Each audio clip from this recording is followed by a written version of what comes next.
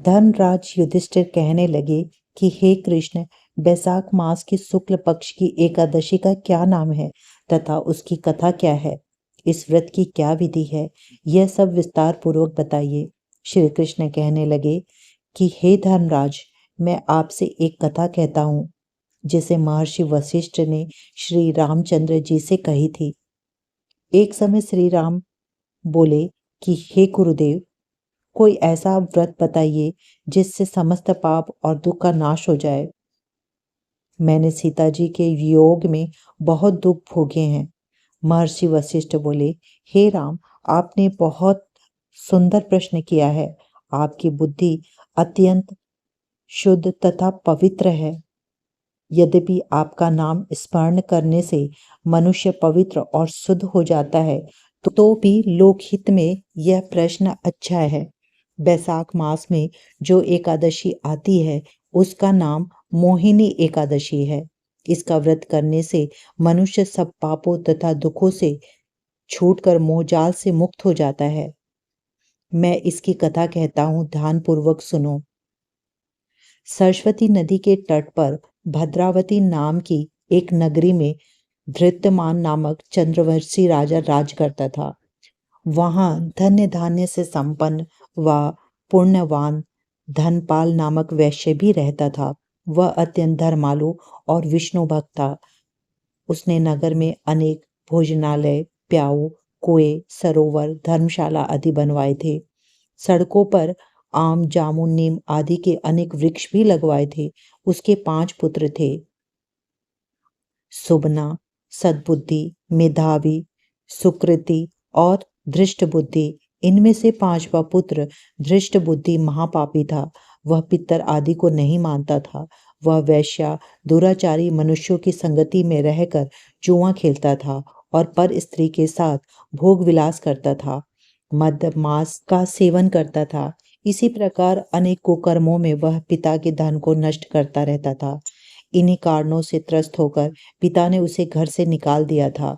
घर से बाहर निकलने के बाद वह अपने गहने कपड़े बेचकर अपना निर्वाह करने लगा। जब सब कुछ नष्ट हो गया तो वैश्या और दुराचारी साथियों ने उसका साथ छोड़ दिया। अब वह भूख प्यास से अति दुखी रहने लगा। कोई सहारा न देख चोरी करना सीख गया। एक बार वह पकड़ा गया तो वैश्य का पुत्र जानकर चेतावनी देकर छोड़ दिया गया, मगर दूसरी बार फिर पकड़ में आ गया। राजाज्ञा से इस बार उसे कारागार में डाल दिया गया। कारागार में उसे अत्यंत दुख दिए गए। बाद में राजा ने उसे नगरी से निकल जाने को कहा।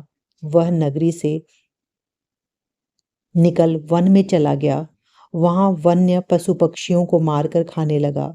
कुछ समय पश्चात वह बहेलिया बन गया और धनुष बाण लेकर पशु पक्षियों को मार मारकर खाने लगा। एक दिन भूख प्यास से व्यथित होकर वह खाने की तलाश में घूमता हुआ कौंडिन्य ऋषि के आश्रम में पहुंच गया। उस समय बैसाख मास था और ऋषि गंगा स्नान कर आ रहे थे। उनके भीगे वस्त्रों के छींटे उस पर पड़ने से उसे कुछ सद्बुद्धि प्राप्त हुई। वह कौंडिन्य मुनि से हाथ जोड़कर कहने लगा कि हे मुनि, मैंने जीवन में बहुत पाप किए हैं।